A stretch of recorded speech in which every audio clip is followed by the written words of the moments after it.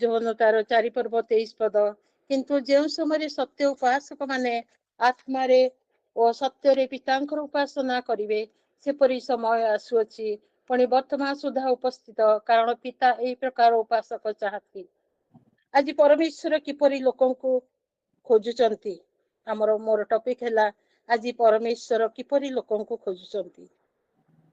परमेश्वर आज कहा को खोजुचंती के प्रकार लोक मान को से खोजुचंती आमे देखुछु सत्य आराधना करुथबा लोक मान को से खोजंती। से परमेश्वर सत्य आराधना रे जो माने उपासक करंती जो माने तांकर महिमा प्रकाश करंती हाथ उठे प्रशंसा करंती पुणी निज को प्रभु को चरण तले भांगी प्रार्थना करंती सुंदर गीत गाती आत्मिक भाव जो माने प्रभु को सहित लगी रहती से उपासक मान को आज प्रभु खोजुचंती। आम समस्त सहित मिसी गीत बोली थाउ किंतु कौन पवित्र आत्मा संतुष्ट थांती कि परमेश्वर आम जीवन आज संतुष्ट अच्छा कि आम कि प्रकार उपासना करुचु कि प्रकार भाव प्रभु को चरण तल को आसुचु से नम्र भाव आज से प्रभु को चरण तल को आसुचु कि मोर प्रिय माने आज प्रभु आम मान को कौन कर कथा कहवा को चाहती से आम मान को सहित परमेश्वर अच्छा से तो आम मान को ये आशीष धारा माध्यम रे बसिया सुजोग सद्व्यवहार करने आज टाणी आनी से सुजोग सद्व्यवहार करू करू आम वाक्य आज शुणा जे आज परमेश्वर किपरि लोक को खोजुचंती किपरि उपासक मान को से खोजुचंती किपरि सत्य आत्मा रे आम आराधना करिबा आउ से प्रभु को अंतर सहित डाकिबा से प्रकार उपासक आज प्रभु चाहूचंती। लुक तार 7 पर्व 36 पद रे आमे पढ़िबा लुक तार 7 पर्व 36 पद रे पढ़िबा जने पापिनी स्त्री रो लोकर पाप क्षमा किपरि होइथिला आउ फारिसी मानक मध्यरु जने ताहाको आपण सहित भोजन करबा को निमंत्रण कले सेथिरे से फारिसी को गृह रे प्रवेश करी भोजन रे बसिले आउ देखो से नगरे जने पापिष्ट स्त्री थिला यीशु से फारिसी को गृह रे भोजन रे बसी अछंती या जानी से गोटे पात्र सुगंधी तैल आनी पछाड़े ताहाको पाद पाखरे ठिया होई रोदन करू करू अश्रु झड़े ताहाको पाद सिक्त करी निज मस्तकर केशरे ताहा पोछिबा को लागिला आउ ताहाको पाद को चुंबन करू करू से सुगंधी तैल लगाई देबा को लागिला।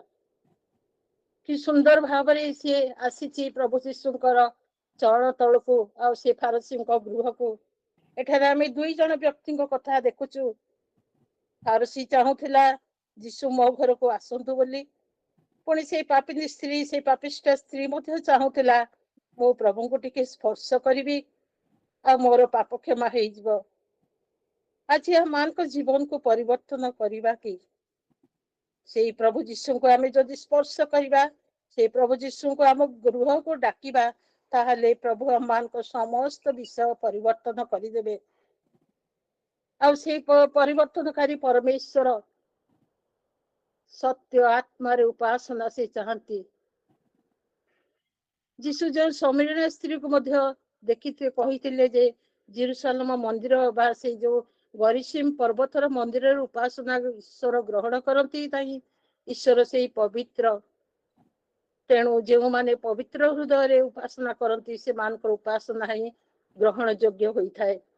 यीशु ही सत्य मोर प्रिय माने से ईश्वर पुत्र जो माने तांकठे विश्वास करती से माने ही सत्य उपासना करती ईश्वर यही प्रकार उपासक मान को कौन करती चाहती से समीरण स्त्री मसीह बा ख्रीष्टर अपेक्षा थिला कारण से किसी विषय बुझी पार नथिला आ किछिटा बुझी पारु नथिला बोली तेणु से कही मसीह आसी समस्त विषय जणाई दे बोली से लोकों साक्षात कही यीशु से दिन से अपेक्षारत स्त्री लोकटे को निजर परिचय दे कही जे मु सेही अटे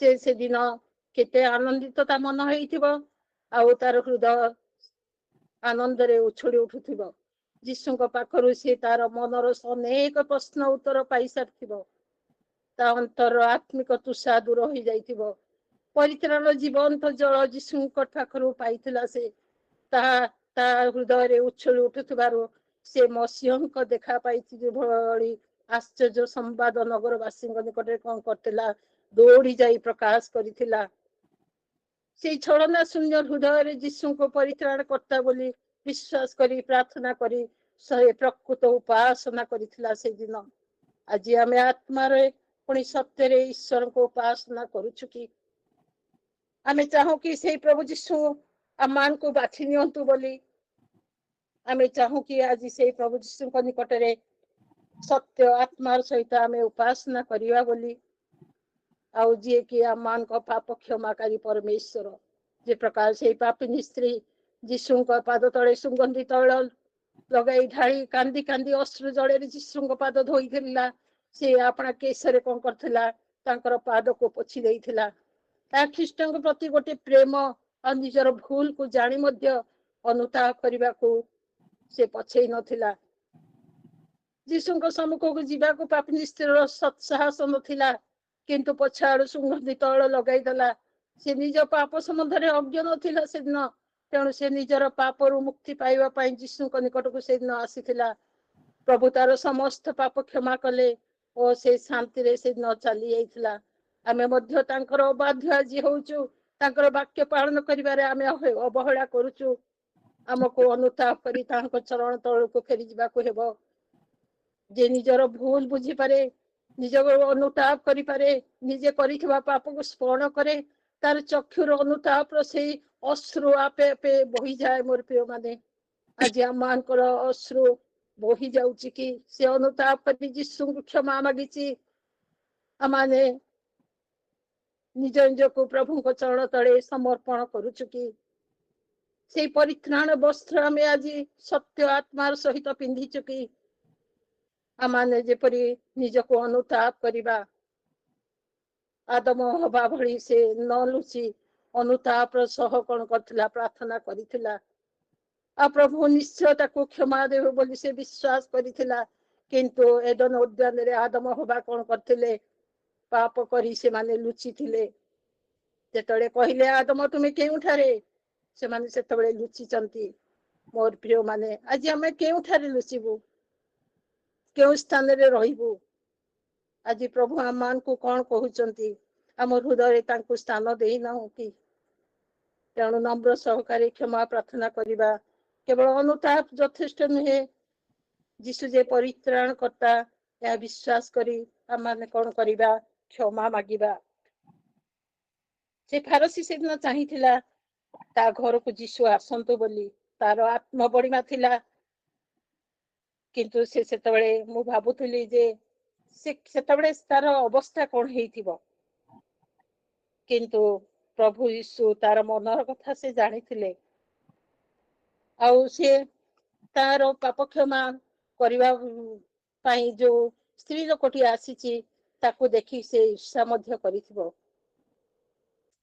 आज हम माने अन्य को ईर्षा करबा उचित नुहे आमे जेपरि प्रभु को चरण तळे निजको योग्य करिवो निरविच्छिन्न भाव रे प्रार्थना करिवो प्रभु ताहा चाहंती जे प्रकार लिखा जाए 18 लुक तार 18 पर्व रे दुई जण जणे परग्राही पुणी जणे फारसी से करग्राही फारिसी प्रार्थना रो दृष्टांत रे प्रभु आम मान को अनेक चेतना प्रेरणा देइचंती से फारसी करग्राही दृष्टांत जे से आपना को धार्मिक ज्ञान करी कौन करथिला समस्त को तुच्छ ज्ञान करथवा जो केतक आत्मनिर्भरशील लोक से यही दृष्टांत दे कही दुई जन लोक प्रार्थना करने निमंते मंदिर को जाइथिले जड़े फारसी और अन्य जड़े करग्राही किंतु से दिन कौन होता आउ से फारसी अनेक प्रकार कथा से कही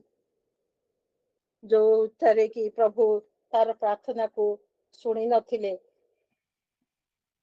वर्तमान आम कौन करुचु लोक माने आज सत्य संबंध रे अज्ञ रहुचंती फारसी मान प्रार्थना रे प्रकाशित होईची जे फारसी लोक माने जो ज्ञान आवश्यक करंती ताहा हेउची सेमान को वास्तव ताहा जहा अटंती सेही परि भाबरे से निज निज को देखेई होंती आउ पुणी ईश्वर जहा ताहा को मध्य सेही परि देखिबा लोक मान को से कोन करंती सेही पवित्र स्थान रे से छिला करती नहीं। आज आम माने से पवित्र स्थान को गला बड़े निजक नम्र करी जाऊ। से पवित्र आत्मा आज कार्य करिवे। से पवित्र आत्मा से परग्राही परी आम मान को कौन करिवे साउटी नेबे आम मान को प्रार्थना से सुनिबे। से दिन जी प्रकार से पापिनीर प्रार्थना तार से आसियो बोली प्रभु निश्चित भाव में जानी थे, किंतु से तार निजर भूल बुझीपारी निजे करिथिबा पाप को स्मरण करी से कौन करथिला चक्षुरु से अनुताप अश्रु से आपे आपे तार बही जाइथिला। सेदिन से प्रभु यीशु को केते भल पाइथिला आउ ताको प्रभु कौन करथिले यीशु ख्रीष्ट तार पाप क्षमा करिथिले आउ से परित्राण देइथिले। आज आम माने अण ख्रीस्टियन माने जानती नहीं जे प्रभु यीशु आम मानकर पाप क्षमाकारी परमेश्वर। आम मान को से प्रेम करती आम मानकर पाप से क्षमा करती। आम हृदय आम स्थान देइछु कि आम जीवन रे आमे तांको बाछि नेइछु कि जे प्रकार भाबरे आम माने से करग्राही को देखुछु आउ से परग्राही निजको पापी बोली स्वीकार करी नम्र भाव में कौन करथिला प्रार्थना करिथिला। ईश्वर को दया भिक्षा मध्य मागिथिला। तार प्रार्थना मर्मस्पर्शी हेतिला। मात्र फारसी निज प्रार्थना रे केवल निजर गर्व और आत्मधार्मिकता प्रदर्शन करिथिला। से ईश्वर ठारू कौनसी साहाय्य भिक्षा दया भिक्षा करि नथिला। फल कौन हेतिला फारसीर प्रार्थना नुहे मात्र से करग्राहीर प्रार्थना को ईश्वर ग्रहण करथिले बोली यीशु से प्रार्थना से स्थान रे से बुझाई देइछंती। आमे कि आज से निरंतर नम्रता सहित प्रार्थना करिबा। से पवित्र आत्मा को साहाय्य आमे भिक्षा करिबा कि आमे प्रार्थना रे निज निज को नत करिबा द्वारा प्रभुकर ईश्वरकर संतोष पात्र होई परिबा। आज आमान को प्रभु कौन चाहती आमान को अंतर आज से पवित्र आत्मा प्रकाश मान हुंतु। प्रभु आमान को तांकर बक्षरे आउजी नेबे आउ से आमान को सत्य आत्मार सहित आमे कौन करिबा आराधना करि परिबा जे प्रकार परग्राही करिथिला। आ से परग्राही प्रार्थना को से दिन सुनिथिले एही परि आराधना कौन करंती प्रभु चाहती। ए प्रकार आराधना लोकों को सत्य आराधना लोकों को कौन करचंती प्रभु आज खोजुचंती। आमे मिलिमिशिकी कौन करिबा आराधना करूछु किंतु आमे जानुना कहार हृदय कि प्रकार। आमे प्रार्थना करू जे प्रभु आमर जीवन को तुम्हें परिवर्तित कर दियो। प्रभु आमर जीवन में से सुगंध धूप सदृश प्रकाश मान हेउ। परमेश्वर सत्य मोर प्रिय माने से जीवन तो परमेश्वर जेते बेले आमे परमेश्वर को खोजिबा ताहले प्रभु आमान करो से सत्य उपासना से सत्य आराधना देखिबे। आउ आमे जदि सत्य से उपासक भाव में आराधना करूछु ताहले प्रभु आमान को कौन करिवे साउटी नेबे आउ से स्वर्ग राज्यर अधिकारी करिवे। आमे से प्रकार भाव में प्रभु को निकट रे प्रार्थना करू। आमे निज निज को प्रभु को चरण तले समर्पण करू ताहले प्रभु आमान को सहवर्ती परमेश्वर बे से नित्य जीवित परमेश्वर से आमान को सत्य उपासक परमेश्वर से आमान को उपासना चाहती। आमे जेपरी पवित्र भाव में पुणे निष्कलंक भाव में प्रभु यीशु आमान को पाई से पाप निमंते से क्रूस रे हत होइथिले। आमान को से पाप को से धोई परिष्कार कर देइथिले।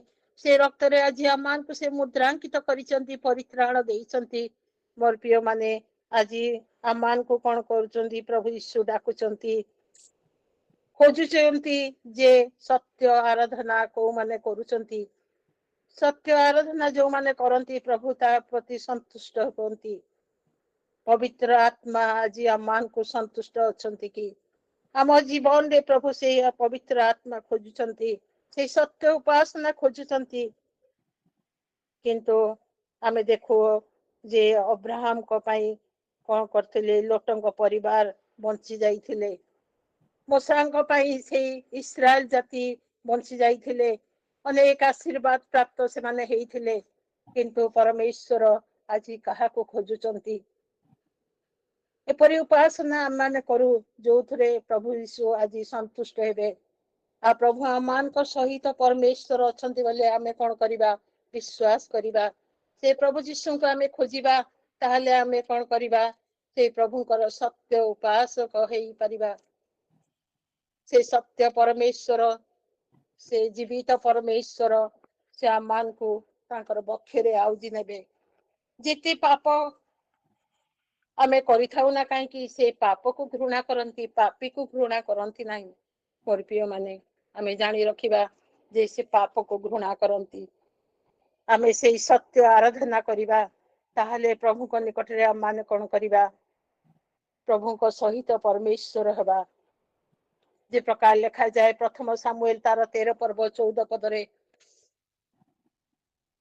प्रथम सामुएल तार 13 पर्व 14 पद मात्र एबे तुम्भर राज्य स्थिर हेब नाही सदा प्रभु निज मनर मत एक जना आपणा पाई अन्वेषण करियछंती सदा प्रभु आपणा लोक मान को ऊपर ताको अग्रणी निरूपण करियछंती कारण सदा प्रभु तुमको जहा आज्ञा करिथिले तुम्बे ताहा पालन कलो नाही आउ से खोजिचंती से दाऊदंको प्रभु यीशु जानी थिले से दाऊदंकर विषय रे आउ आमे देखुछु ईश्वर को मनर मत व्यक्ति से जे कि आत्मिक भाव रे ज्ञानी आउ बाध्य अटंती मात्र साउलंक परि मूर्ख बाध्य नुहंती ईश्वर कहीं दाऊदंको आपणार मनर मत व्यक्ति बोली प्रकाश करूचंती आमाने वाक्य पढ़ले ता जानी परिबा तांकर जीवन इतिहास तांकर गीत गुड़िक गुप्त रहस्य गुड़िक सब जानिबा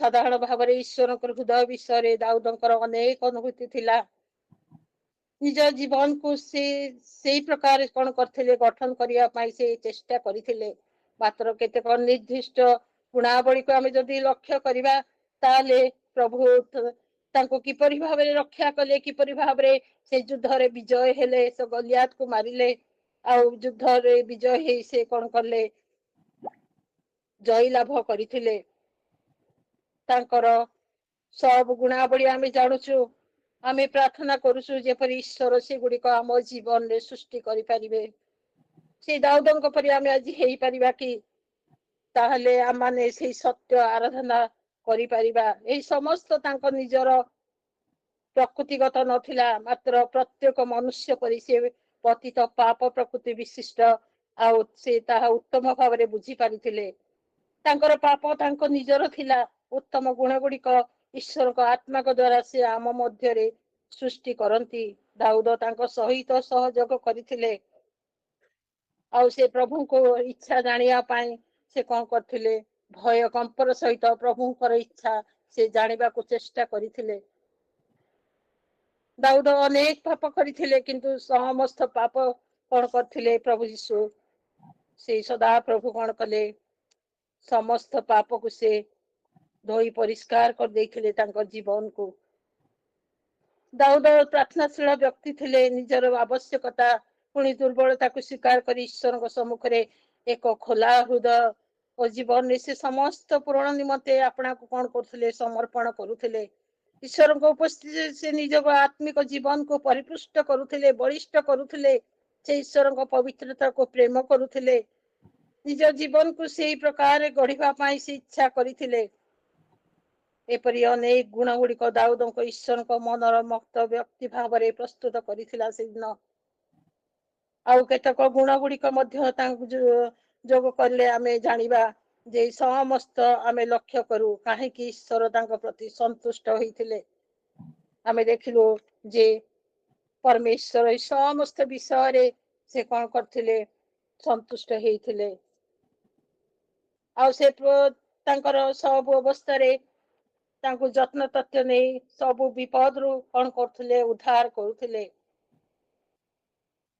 सब अवस्था रे प्रभु अमान को जत्न तथ्य नियंती अमान को उद्धार करंती कौन सी समस्या से पड़िबा को दियंती नहीं आज आम माने कौन करूचु चाहू कि जे परमेश्वर हमको खोजंतु बोली जे प्रकार दाऊदों को खोजी आनी थिले आउ से युद्ध क्षेत्र से विजय लाभ करथिले से प्रकार आम माने समस्त पाप उपरे विजय लाभ करिबा समस्त अवस्था रे प्रभु को सहित ଲାଗି ରହିବା, ଶୈତାନ ଠାରେ ଆମେ ଯେପରି ଶୈତାନ ପାଖରୁ ବିଜୟ ହେବା, ସେ ପ୍ରକାର ଆତ୍ମା ପ୍ରଭୁ ଆଜି ଆମ ମାନଙ୍କୁ ଚାହାନ୍ତି।